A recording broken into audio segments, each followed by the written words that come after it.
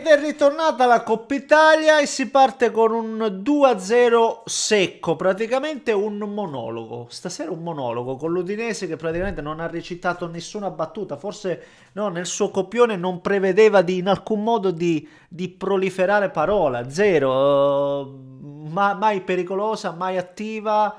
Credo che statistica alla mano non abbia mai concluso verso la porta, quindi guantoni di Gregorio praticamente linti e pinti, come si dice dalle mie parti, e con una Juventus invece che ha segnato gol, ne poteva fare 4, altri due sono stati annullati, Open Day praticamente per la punta del piede, nel primo tempo addirittura tante discussioni di cui anche ovviamente approfondiremo perché è interessante, o meglio, è interessante, è quasi raccapricciante il fatto che noi siamo qui dubbiosi se veramente hanno scelto il difendente sbagliato o meno. Sarebbe una roba clamorosa, imperdonabile. Il problema è che è già accaduto. Quindi io vi direi: no, ma non può mai essere. Io prima vi avrei detto: no, non può mai essere una cosa, non può esistere. Invece può esistere perché capitò sempre alla Juventus, una Juventus Salernitana con Candreva. Ma al netto dell'episodio, che poi comunque è finito il risultato, fortunatamente devo dire, se no sapete le polemiche, non è centrale.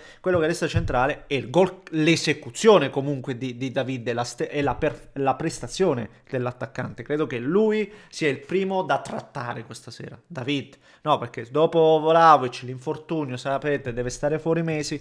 Come farà la Juventus? Ecco, ragazzi, la Juventus ha un parco attaccanti che finora non ha dimostrato il valore che in realtà ha, mi sento di dire, perché comunque da David io mi aspetto le prestazioni di stasera e lui può farle. E l'allenatore che c'è oggi in panchina è stato messo lì apposta, proprio per dare valore a quei giocatori che finora erano rimasti indietro. E io mi aspetto un grande David, perché li abbiamo visto fare cose interessanti, no? A Lille non è il brocco che tutti adesso paventano in qualche modo, quindi discutiamone, ecco, parliamone. Lo facciamo, e come? E come? Prima, come al solito, però, ci sono da fare quelle due o tre cose ormai veloci, rapide che già conoscete. Lasciate il pollicione per l'algoritmo che sta. Dove? Dove sei finito? Algoritmo, dove? Eccolo qua. No, vabbè, non ve lo faccio vedere. Sì, come Conte che disse: no, ce l'abbiamo il piano B, ma non ve lo faccio vedere. Vi ricordate? Chi si ricorda? Chi si scorda?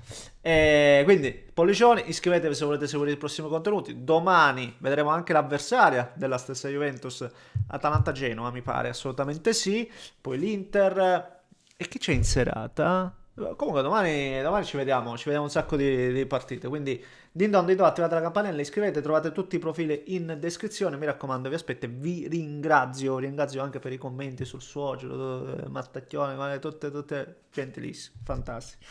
Che quelli praticamente sono avantieri, no? Ieri abbiamo parlato del Bologna, mamma mia, vabbè, parliamo di Juventus Udinese. È stata talmente bella e buona la prestazione della Juventus che un po' davvero, non per togliere dei meriti assolutamente bianconeri, ma mi pongo la domanda, ma l'Udinese davvero così male? Cioè davvero così male? Perché sotto alcuni punti di vista i giocatori hanno messo anche quelli da copertina, Attà, Solé, Zaniolo, sì, il ragazzino di 17 anni in difesa che ha fatto dei danni, Palma, però lo scheletro, lo zoccolo duro c'era. Eppure la squadra no, non aveva, a me sembra quasi che non avesse, non dico voglia di impegnarsi, però di certo non era la partita della vita. Invece anche le scelte dello stesso Spallettone, no? Che anche sul 2-0 tiene ancora Ildiz fino all'80esimo. Miretti e Cup Miners a centrocampo, le scelte difensive, lo stesso Ildiz che comunque vuoi o non vuoi, se fosse stata sentita meno sta partita sarebbe stato il primo a rifiatare, no? Invece stesse scelte, la stessa volontà dell'allenatore mi ha fatto capire che oggi ci teneva a fare risultato e prestazione, e sono arrivate entrambe le cose. Sono arrivate risposte interessanti, come ho detto prima, dall'attaccante David, che mi è piaciuto particolarmente per come si è mosso. Lui lo sa fare bene quel ruolo là, ha le caratteristiche adatte, ne ho sentite dire di ogni, ma io credo che Spalletti è riuscito a plasmare anche un attaccante come Osimhen, che era davvero grezzo e l'ha portato ad essere un attaccante clamoroso, nonostante i limiti secondo me temperamentali. Ma ha lavorato sempre bene con gli attaccanti Spalletti, no? Ha dato una nuova vita a Totti nella prima parte, no? Non nel secondo, la prima parte, quando lo mette là come falsone. Sa lavorare molto, ma veramente molto, molto bene con gli attaccanti. Penso anche l'Icardi stesso all'Inter, no? Quindi ehm, mi sento di dire che, come ho sempre detto, poi alla fine mi ripeto soltanto, diamo tempo a Spalletti di condividere il suo metodo, di condividere la sua esperienza, le sue competenze, e secondo me i giocatori li vedo comunque ricettivi, li vedo comunque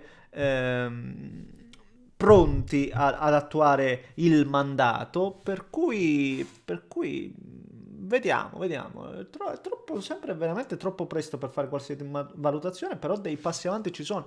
Ritorno da Miretti, un centrocampista che oggi, per le caratteristiche che ha, attenzione che può veramente, già entrato nelle gerarchie, ma può, no, diventare tra i primi. Attenzione, perché anche oggi è quello che ha corso di più, comunque tocca tanti palloni. McKennie non lo toglie mai e lo vedi giocare ovunque, e infatti tatticamente parlando è sempre il giocatore più interessante. Ho detto prima di David che fa ribadisco, quel gol clamoroso praticamente senza angolo, eppure fa un grandissimo gol, e quindi andiamo nella discussione. Io voglio pensare che sia solo stata una questione di prospettiva, perché se davvero ancora una volta si sono persi l'uomo giusto, no, da mettere in linea con quello più al limite, sarebbe clamoroso, sarebbe grave. Il problema è che è già accaduto, questo è quello che mi fa dubitare, ma io voglio ancora sperare che sia una questione di prospettiva. Credo che qualcuno riuscirà a tracciarla la linea corretta con le giuste prospettive e compagnia cantante, perché potrebbe ingannare la prospettiva, lo dico, perché già leggo sui social, tutti sono certi al 100%, non c'è certezza, però il dubbio senza ombra di... scusate il gioco parole, senza ombra di dubbio, sì. Ehm, lo stesso Pende è entrato bene. Tanti giocatori più coinvolti, ragazzi. Non prendiamoci in giro. Pende che entra. Gol annullato, va bene, ma lui c'è quella palla subito di prima a Gio Mario, e poi gliela ridà. Da attaccante, no? Vedete, ragazzi, secondo me arrivano anche delle direttive da chissà di calcio. Non parlo di me, parlo dell'allenatore, che secondo me gli dice le cose giuste, gli dice le cose giuste alla squadra. La squadra recepisce. L'ultimo giocatore di cui voglio trattare è Zegrova. Cioè Zegrova va capito, perché questa è solo 10 minuti a partita. Perché se Zegrova riesce a portarli anche soltanto a 30, è un giocatore che è qualcosa di diverso da tutti gli altri. Ma proprio da tutti gli altri, giocatore che salta l'uomo, l'avversario con una facilità estrema, che vede anche quando appoggiare la palla o comunque imbucarti. Giocatore sensazionale con delle qualità incredibili. Continua a giocare 10 minuti a partita. Quando gioca va capito il perché, sostanzialmente, o meglio, purtroppo per la Juve, e anche per chi vuole vedere giocatori con questo talento e questa tecnica sopraffina, è davvero un peccato non poterselo godere appieno. Va bene, signori, questo è il mio punto di vista, vi aspetto il vostro. Un grande abbraccio da Neschio, alla prossima, a domani, ci saranno altre partite e ne parliamo. Un grande abbraccio da Neschio.